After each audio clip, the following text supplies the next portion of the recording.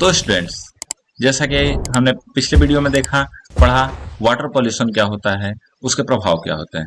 अब हम लोग पढ़ने जा रहे हैं कि वायु प्रदूषण क्या होता है और उसके प्रभाव क्या हैं। तो जैसा कि हम स्टार्ट करने से पहले देखते हैं वायु प्रदूषण। तो सबसे पहले जैसा कि फिगर में देख सकते हैं हम लोग कि वायु प्रदूषण क्या हो रहा है। फैक्ट्रीज से या फिर कहीं से जितने भी धुआं निकल रहा है या फिर तो केमिकल पदार्थ हवा में मिल रहे हैं, ये सभी वायु प्रदूषण के एग्जाम्पल हैं। तो ओके, नेक्स्ट हम लोग स्टार्ट करना चाहते हैं वायु प्रदूषण होता क्या है।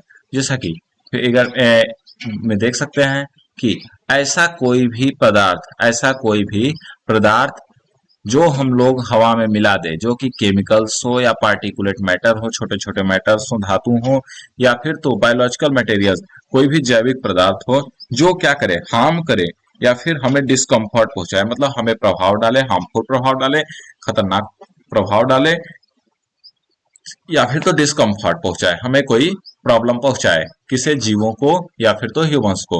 और डैमेज द नेचुरल इन्वायरमेंट या फिर प्राकृतिक इन्वायरमेंट, प्राकृतिक पर्यावरण को नुकसान पहुंचाए, उसे हम लोग क्या कहते हैं, वायु प्रदूषण। वायु में इसका सीधा सीधा हिंदी डिफिनेशन की बात करें तो वायु में कोई भी ऐसी अवांछनीय परिवर्तन हवा में जो कि जीवों को या फिर तो ह्यूमंस बीइंग को या फिर तो प्लांट्स को डिस्कम्फर्ट पहुंचाए, मतलब रहने के लिए हार्मफुल खतरा पहुंचाए, दिक्कत करे, उसे हम लोग वायु प्रदूषण कहते हैं।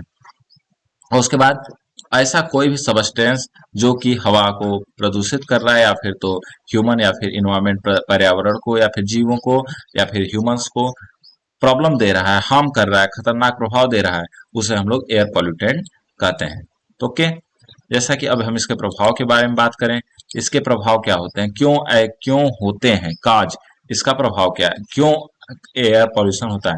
तो सबसे बड़ी बात, कार्बन डाइऑक्साइड, क्या, कार्बन डाइऑक्साइड, यह क्यों हो रहा है, क्योंकि हम लोग ज्यादा वन की कटाई, डिफॉरेस्टेशन एक टर्म आया, तो इसके बारे में हम लोग देख सकते हैं कि वन की कटाई, अंधाधुंध वन की कटाई ही कार्बन डाइऑक्साइड ज्यादा हो रहा है, पैदा होता है। जब लकड़ियां जलती हैं या फिर तो इंसान ज्यादा बढ़ेंगे या फिर सिर्फ कोई इंसान नहीं, सब जीव बढ़ेंगे तो कार्बन डाइऑक्साइड छोड़ेंगे, और पौधे नहीं रहेंगे तो पौधे ही मेन क्या करते हैं, कार्बन डाइऑक्साइड को अवशोषित करके उसे शुगर में बदलते हैं। लेकिन जब पौधे रहेंगे ही नहीं, डिफॉरेस्टेशन हम लोग करते जाएंगे, पेड़ पौधे कटाई करते जाएंगे, तो उससे क्या होगा कि कार्बन डाइऑक्साइड की मात्रा बढ़ जाएगी और वो एयर पोल्यूशन काम करेगी। और कार्बन डाइऑक्साइड बढ़ने का एक और रीजन है, वह क्या है, फॉसिल फ्यूल का बर्निंग, मतलब कि जितने फॉसिल फ्यूल हैं वो जलते हैं, वो जल रहे हैं, उनके जलने से, जैसे हम लोग कोयला यूज करते हैं आज के ज़माने में बिजली पैदा करने के लिए, या फिर इस जितने भी पेट्रोल या फिर डीजल, इन सब का यूज कर रहे हैं गाड़ियों में। आज के ज़माने में गाड़ियां, ऑटोमोबाइल्स बहुत ज़्यादा हो गई हैं, जिसकी वजह से यह भी पॉल्यूशन का एक बहुत बड़ा स्रोत है। उसके आगे हम लोग देखें तो सल्फर डाइऑक्साइड, ये भी एक प्रकार का एयर पॉल्यूटेंट है। जैसे कि क्या होता है, जब सल्फर से सबस्टेंस, जैसे कोई बर्न कर रहा है, जल रहा है, जैसे कोई फॉसिल फ्यूल है उसके अंदर सल्फर मिला हुआ है, तो वो क्या होता है, सल्फर जब जलता है तो सल्फर डाइऑक्साइड पैदा करता है, जो कि एयर पॉल्यूशन का एक सबसे बड़ा रीजन है। उसके बाद सल्फर ऑक्साइड, ये भी सल्फर ऑक्साइड की मात्रा ज्यादा हो जाएगी तो ह्यूमंस को बहुत ज्यादा प्रभाव पहुंचाती है। उसके बाद यही सल्फर क्या करता है, एटमॉस्फेयर, हमारे वातावरण में एसिड रेन, क्या, एसिड रेन का काज बनाता है, क्या, जैसे कि अम्लीय वर्षा होती है जो कि प्रभाव डालती है। जैसे कि हम एग्जांपल देख सकते हैं ताजमहल का। ताजमहल आज के जमाने में क्यों क्या होता जा रहा है, हल्का पीलापन पड़ता जा रहा है, क्यों, क्योंकि उसमें अम्लीय वर्षा हो रही है, जिससे क्या होता है कि उसका जो है वो खुरच जाता है और थोड़ा थोड़ा खराब हो जाता है। तो और एयर पॉल्यूटेंट्स की बात करें तो एक होता है CFC, क्लोरोफ्लोरोकार्बन। क्लोरोफ्लोरोकार्बन क्या होता है, यह एक प्रकार का भी गैस है जो कि फ्रिज या फिर एसी के द्वारा निकलता है, और यह क्या करता है, हमारे वातावरण ही नहीं, पर्यावरण ही नहीं, बल्कि ओजोन गैस, जो कि हमारे स्ट्रेटोस्फियर, समताप मंडल में एक लेयर के रूप में है, जो कि सूर्य से आ रही किरणों से हमें बचाती है, तो उससे हानिकारक पहुंचाता है और उसमें एक होल बना दिया। आज देखें तो ओजोन लेयर में एक होल हो गया है, जिसकी वजह से क्या होता है कि होल होने की वजह से अल्ट्रावायलेट रे जाती हैं और अनेक प्रकार के रोगों का कारण बनती हैं। जैसे कि रोग में हम देख सकें तो क्या क्या होता है, जैसे कि कैंसर का प्रभाव डाल रहा है या फिर अनेक म्यूटेशंस, जितने भी बदलाव होते हैं उससे, जैसे कि जीन में कोई बदलाव हो रहे हैं तो उसका प्रभाव डालता है। तो ओके, तो अगला हम देखें कॉन्सिक्वेंसेस इसके, हानिकारक प्रभाव क्या है इंसान पर या फिर किसी पर। तो जैसा कि हम जानते हैं कि CO2 क्या है, एक गुड ट्रांसमीटर ऑफ सनलाइट। यह अगर CO2 की मात्रा बढ़ जाएगी तो यह हमारे धरती पर एक लेयर की तरफ बन जाएगा। क्या, एक लेयर की तरह बन जाएगा। तो उससे क्या होगा, जब वातावरण में एक लेयर की तरफ कार्बन डाइऑक्साइड का बन जाएगा तो जितनी भी सन की किरणें जाएंगी अंदर, लेकिन हमारी धरती पर आएंगी वो वापस नहीं जा पाएंगी, जिससे क्या होगा, ग्लोबल वार्मिंग का प्रभाव पड़ेगा। जैसा हम देख सकते हैं ग्लोबल वार्मिंग, इस ग्लोबल वार्मिंग के बारे में हम आगे पढ़ेंगे किसी टॉपिक में, या फिर तो आगे किसी अलग वीडियो से एक ग्लोबल वार्मिंग के बारे में वीडियो ही पढ़ देंगे। तो जैसा कि ग्लोबल वार्मिंग से क्या होता है, अगर ग्लोबल वार्मिंग होगा मतलब वैश्विक ताप बढ़ेगा, तो क्या होगा, अनेक प्रकार के प्रभाव होंगे। क्या, जैसे कि जितने धरती पर ऊपर उत्तरी ध्रुव या फिर दक्षिणी दक्षिणी ध्रुव पर क्या है, बर्फ है, जितने भी बर्फ के पोल्स हैं वो सभी पिघल जाएंगे और पिघल कर सारा पानी समुद्रों में आ जाएगा, जिससे कि समुद्र के पानी का लेयर बढ़ जाएगा, और समुद्र के पानी का लेयर बढ़ेगा तो हम सभी जानते हैं क्या होगा, बाढ़ की संभावना तटीय क्षेत्रों में आएगी। ऐसा अनुमान लगाया जाता है कि इसी तरीके से वैश्विक ताप बढ़ता रहा तो 2050 तक करीबन यहाँ पर जो है वह अनेक शहर, जैसे कि जो समुद्र के किनारे बसे हुए न्यूयॉर्क या फिर लंदन या फिर तो मुंबई, ये सभी शहर डूबने के कगार पर आ जाएंगे। ओके, तो जैसा कि प्रभाव हम देख लिए, तो हम लोग इसके आगे पढ़ना शुरू करते हैं, लैंड पॉल्यूशन।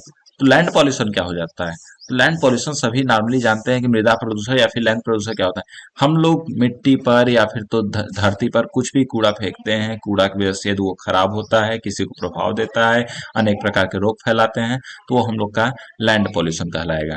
लैंड पॉल्यूशन के बारे में डिफिनेशन की बात करें तो ऐसा कोई भी डिमोलिशन मतलब कि प्रभाव, हानिकारक प्रभाव या बदलाव ऑन अर्थ लैंड, पृथ्वी के जमीन पर, सरफेस पर, उसके सतह पर, जो कि ह्यूमन एक्टिविटी, मानव के कार्यों की वजह से होता है, उनका मिसयूज, हम लोग जैसे कि धरती का मिसयूज कर रहे हैं, लैंड का प्रभाव कर रहे हैं। यह कैसे होता है कि जब कोई भी वेस्ट हम लोग फेंके लेकिन वो डिस्पोज नहीं हुआ, मतलब कि सड़ा नहीं। जैसे कि हमने क्या किया, कोई प्लास्टिक फेंक दिया, लेकिन प्लास्टिक क्या होता है, जलता ही नहीं है, मतलब कि वो प्लास्टिक क्या होता है कि डिकम्पोज ही नहीं होता, सड़ता नहीं है। प्लास्टिक जैसे फेंको वैसे भी 2-4 साल, 2-4 हजार साल तक रह जाएगा। तो ये सबसे बड़ा लैंड पोल्यूशन का कारक है प्लास्टिक। वैसे और सभी पदार्थ सड़ जाते हैं, लेकिन प्लास्टिक, कुछ मेटल्स और ग्लास, ग्लास मतलब शीशा की मात्रा, धातु की मात्रा, ये सभी अगर मृदा में मिल जाएंगे तो ये सभी समाप्त नहीं होते, ये सभी बाद प्रभाव डालेंगे। तो ये सभी हमारे लैंड पॉल्यूटेंट्स के प्रभावित पदार्थ हुए। और इसके बारे में देखें तो यह क्यों हो रहा है आज के बारे में, urbanisation and industrialisation are major cause of land pollution. मतलब कि शहरीकरण और इंडस्ट्रियलाइजेशन, मतलब जो हम लोग का इंडस्ट्रीज बैठती हैं उसके बारे में। तो शहर ज्यादा से ज्यादा बस रहा है जिसकी वजह से लैंड पॉल्यूशन होता है, और जितने फैक्ट्रीज बैठ रहे हैं उसकी वजह से लैंड पॉल्यूशन बहुत ज्यादा से ज्यादा होता है। उसके बाद हम लोग काज की बात करें कि लैंड पॉल्यूशन के काज क्या है, क्यों हो रहा है लैंड पॉल्यूशन। तो इसके मेन अभी यहाँ पर जैसे कि हम दिखा रहे हैं 4 काज। तो वैसे काज तो अनेक होंगे, लेकिन कुछ हमने मेन पॉइंट्स लाया है। जैसे कि क्या है, एक कंस्ट्रक्शन, कुछ बन रहा है, कंस्ट्रक्शन, बिल्डिंग बन रही है या फिर कुछ भी बन रहा है, उसकी वजह से लैंड पॉल्यूशन होता है। वो एग्रीकल्चर, कृषि से, कुछ डोमेस्टिक वेस्ट और कुछ इंडस्ट्रियल वेस्ट। डोमेस्टिक वेस्ट में घरेलू कूड़ा कचरा, या फिर इंडस्ट्रियल वेस्ट में औद्योगिक कूड़ा कचरा। आगे देख सकते हैं कंस्ट्रक्शन के बारे में, जैसे कोई भी कंस्ट्रक्शन बन रही, बिल्डिंग, सबसे बड़ी बिल्डिंग का एग्जांपल हम लेते हैं, बिल्डिंग बन रही है। तो जैसे बिल्डिंग है तो उससे क्या होता है, पेड़ कटते हैं और अनेक प्रकार के धातु, अधातु बिल्डिंग बनाते समय मृदा में मिलते हैं, जिससे क्या होता है, मृदा प्रदूषित होती है। उसके बाद takes away the place for animal and other organism to live.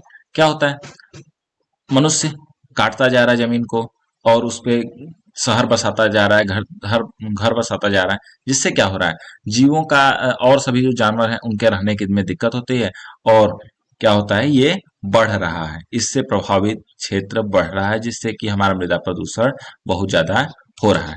उसके आगे कृषि की बात करें तो कृषि में भी अनेक प्रकार के पदार्थ निकलते हैं, वेस्ट, जो क्या करते हैं, यदि हम डायरेक्ट उसे मृदा में फेंक दें तो वो भी कूड़ा कचरा प्रभाव हमारे मृदा को प्रदूषित करेंगे। जैसे कि बात करें तो भोजन एक हमारा मात्र स्रोत है। भोजन नहीं रहेगा तो हमें ऊर्जा कहाँ से मिलेगी?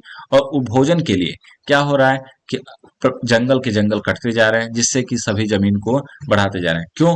क्योंकि जमीन तो बढ़ नहीं रही है, इंसान बढ़ रहे हैं। और इंसान बढ़े तो ऐसा थोड़े ना है कि जमीन रबड़ की तरह हम खींच देंगे। तो जब जमीन नहीं बढ़ा सकते तो हम क्या कर रहे हैं? जंगलों की अंधाधुंध कटाई करके उसे जमीन में परिवर्तित करके हम उस पर खेती कर रहे हैं, जिससे कि भोजन की उपलब्धता करा सके। लेकिन इससे क्या होता है कि जहां पर वृक्ष कटेंगे वहीं पर हानि शुरू होगी, यह सबसे बड़ी बात होती है। तो जैसा कि जब खेती होता है तो उसमें अनेक प्रकार के हर्बिसाइड्स मतलब केमिकल्स जो हर्ब्स को मारते हैं, पेड़ों को समाप्त करते हैं, या फिर पेस्टिसाइड्स, या फिर तो कोई और कोई केमिकल्स या फर्टिलाइजर्स, या फिर तो एनिमल का मैन्यूर मतलब कि जानवरों का खाद या फिर खाद, ये सभी जब क्या होता है मृदा में मिलाते हैं तो वो सभी धुलकर पानी के साथ धुलकर वो किसी एक जगह से दूसरी जगह अच्छी मृदा में जाके मिल जाते हैं, जिससे कि क्या होता है ये भी मृदा और वो भी मृदा दोनों प्रदूषित हो जाती है। जैसा कि हम फिगर में देख सकते हैं यहाँ पे कूड़ा कचरा की वजह से यहाँ एक लैंड पोल्यूशन का एग्जाम्पल हुआ है। उसके आगे हम देखते हैं कि डोमेस्टिक वेस्ट, घरों से डोमेस्टिक क्या होता है? जैसे कि हम सभी जानते हैं नॉर्मली सभी घरों से थोड़ा ना थोड़ा कचरा, एक बाल्टी दो बाल्टी या फिर कुछ भी जो भी मात्रा होती होगी, कुछ ना कुछ कचरा पर डे निकलता है। उस वो कचरा क्या होता है, अगर ऐसे नहीं यूज करें तो क्या होगा? वो डायरेक्ट खेत में हम जाके फेंक देंगे, या फिर तो कहीं इधर उधर छितरा जाएगा।